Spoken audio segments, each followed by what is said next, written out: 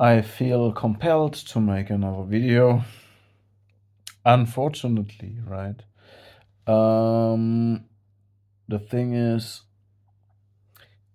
yeah, I think I want to share some of what I call insights. Thing is this, you need to understand, I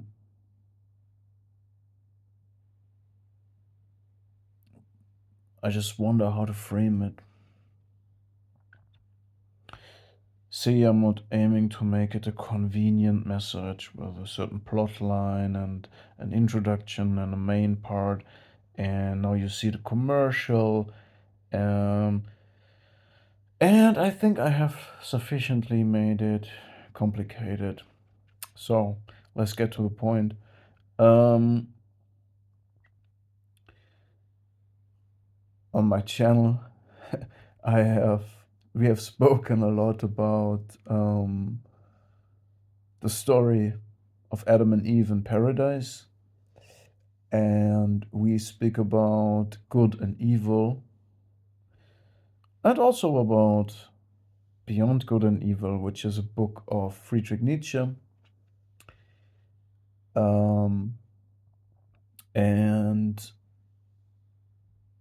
good and evil, of course, is a concept emanating from the tree of knowledge of good and evil. And when Eve eats from the tree and Adam also eats from the tree, they start seeing the world through the lens of this splitting mechanism of good and evil. And see, this is in my opinion now, in my interpretation, it's a deception. So do they, let's talk about myself, because it's easy to talk about myself. I know myself, I know what I want. And I'm not making choices for you or anyone else.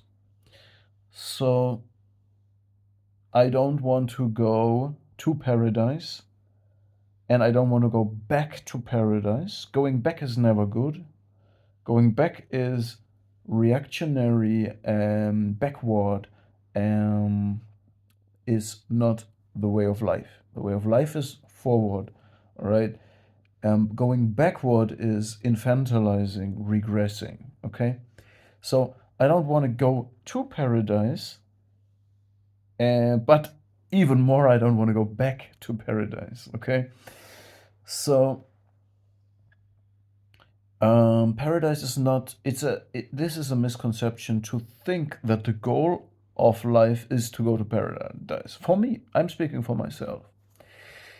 And the reason for this is that paradise is a place where I am irrelevant, where my identity is irrelevant, where my abilities, my resilience to overcome resistances, solve problems, my brain power, my physical capabilities, my creativity, all of this is irrelevant in paradise. In paradise, I live as an infantilized version of myself.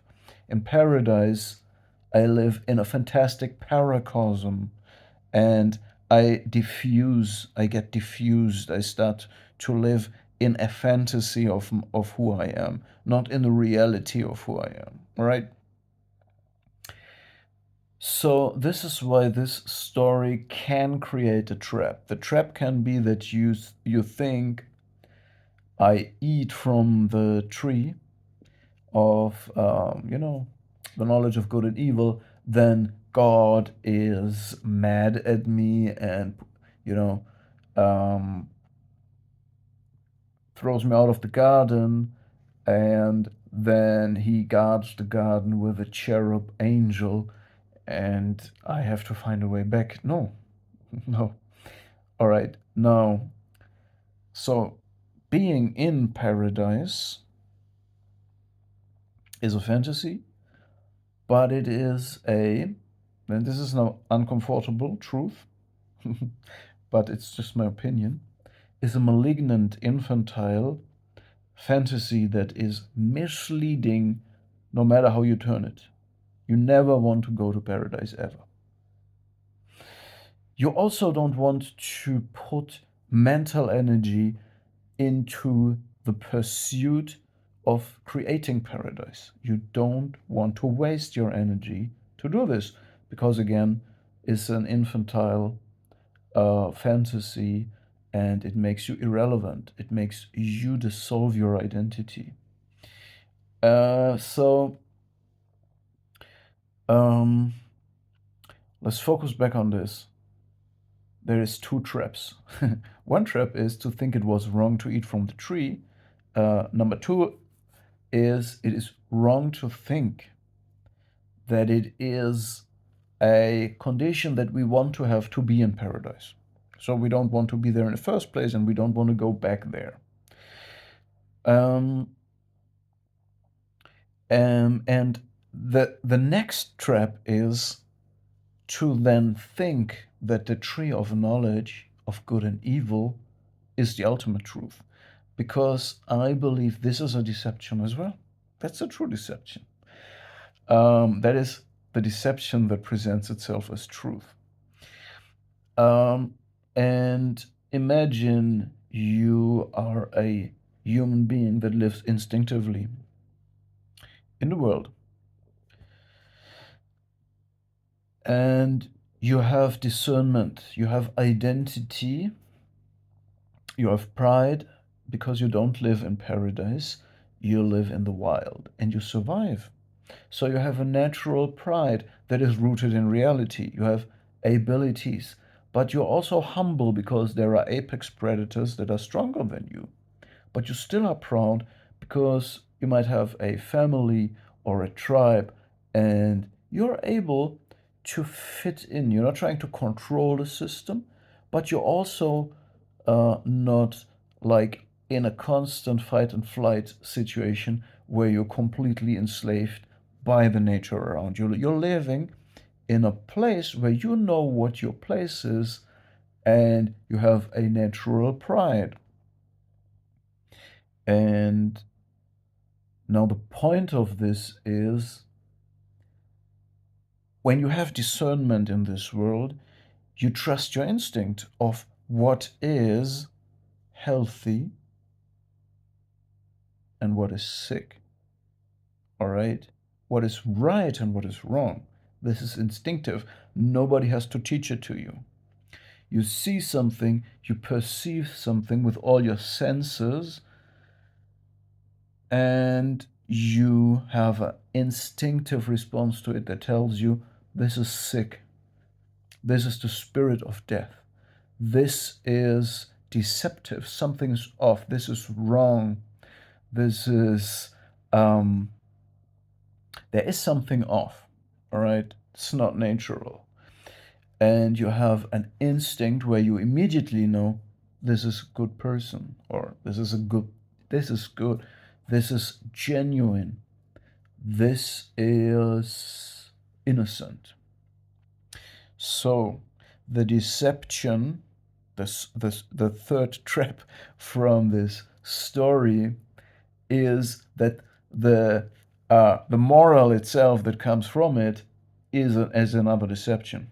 And this is in this interpretation, I think I have never heard somebody speak about this interpretation. So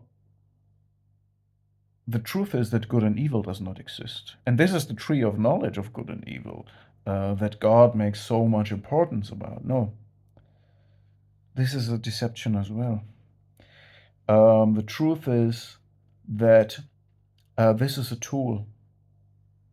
It is a tool to create a system where people can control everyone who is subdued to this illusion, to this deception that good and evil exist. So the trick is people think, oh, now we understand, we are enlightened, we have eaten from the tree of the knowledge of good and evil, and we now know what good and evil is. And now they can be controlled by those people who have created this story and who use it. And what they do is they signal that they are good, because now you have created a predictable system, a simple predictable system. And even if you are a sick person, so you have created counterintuitive, a counterintuitive system where people can not rely on their intuition. So we have a sick, weak person that signals that they are good because they know about the splitting mechanism, about the moral play, and there is a easy chart of this is good and this is evil, and they signal they are good. They use a lot of energy to create this image of them, that they are benevolent, good, innocent, harmless, helpless, charitable, etc. And they only can do this because this moral system exists. If you would trust in your intuition, you would say, this is sick. This is a sick person. And today, in today's world, this is politically incorrect. You would say, this is a mentally ill person. But in today's system, this is politically incorrect. Everybody is equal. You know, everybody has its personality rights. And if the person, we have the individuality politics, meaning a person can signal whatever they want. They can invent an identity about them, and this identity cannot easily be questioned, even if your intuition is right about it. The natural, let's say, this is the true divine nature. This is what God gives us. This is what Jesus also would give us. And this is how Jesus would see the world. He would say, this is healthy, this is good, and this is sick, and this is wrong. Okay, he would not say this is good and this is evil. But today this is politically incorrect. And we could say that this makes the world an evil place, actually. Okay? It makes the world a bad, a worse, an evil place. That our intuition has been taken from us. We're not allowed to speak the truth. We have to obey the illusion of good and evil. And even if we use the concept of good and evil, those people who are really sick, mentally ill, always signal the loudest that they are good. All while doing things that we would call evil.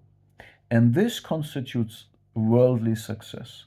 To be successful in today's world, to manipulate reality in an efficacious way, today you should not follow what the school teaches us and what the church teaches us based on, I don't know, the Bible, the idea of good and evil, Immanuel Kant, etc., etc.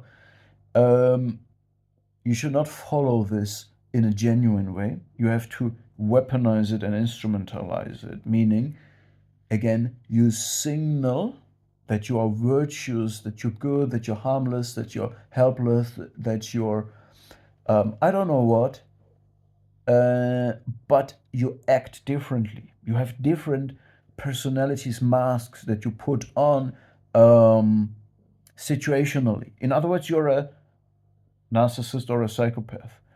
And this is the way to manipulate the world today. And it's only possible because of this camouflage that you can use with the moral framework coming from eating from the tree of knowledge of good and evil. So these are the three traps with this story that influence all of us. Everybody is influenced by this, okay? A lot of people are trapped in the first layers of this idea, that they want back to paradise, or they want to enter paradise for the first time, depending on their personal experience and definition of paradise. And then we have people who think they now understand it, they know good and evil. Um, but this leads them to live caught up in another world, in the world that is created around us, that is controlled by these psychopaths who signal that they are good, and they are the best at this because they are the masters of narration and artificial identity, of curated images, of manipulated symbols. They are the masters of this because they have no authentic reality. They have many personalities, identities, narrations that they can manage all at the same time. And this uses all the moral play of having a moral high ground, to be on the right side, to just do what is necessary, to protect someone, to do it for a greater good. I don't know, you name it. Okay. And what they do is having the opposite outcomes for everybody around them, but it manipulates reality in a way that makes their own selfish goals more possible. They achieve their goals. Psychopaths are only really their personality is organized around goals. So they reach them no matter how, no matter what. And they do this with this way that I explained. So, yeah, to really understand this, all of this, we need to understand that the real way to, in my opinion again, to discern the world is a very direct way. It's a very direct way, and you need to learn to trust your intuition. It's like with archery. When you release the arrow, it hits exactly where you're looking at, where you're staring at, and it does this.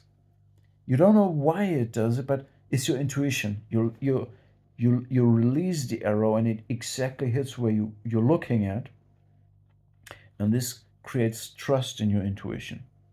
And the same is with assignment of everything that you experience. Trust your intuition. And don't think about good and evil. Think about, is it healthy or is it sick? Is there something off? Think about, is it right or is it wrong? But this only works when you have an internalized moral compass that you really physically feel. Yeah. Of course, we could talk about the uncanny valley reaction, but I don't want to go into this. Yeah, but that's just this direct way to perceive the world and trust in yourself. Um, yeah, and another important part is that we, I think it is very important that we learn to everything that we do should be aimed at, we really have to know that we want everything we do. And we don't kind of think complicated or involve other people in what we do. We do everything that we do because we want it this way. We want to do it, all right? And don't focus about what other people do, all right? Yeah. And I don't give you a metaphorical reason for this. It simply is, we know from NDEs, from near-death experiences, that when you have this experience, your whole life comes back at you like a flash, and you see everything that you have done. And when this moment comes, You want to say that your choices were right, and this gives you, I think, you will not have fear of going then, and it also, this is the goal of life, to be, I don't want to say proud of that, but to say yes to this, and love this what you have done in life.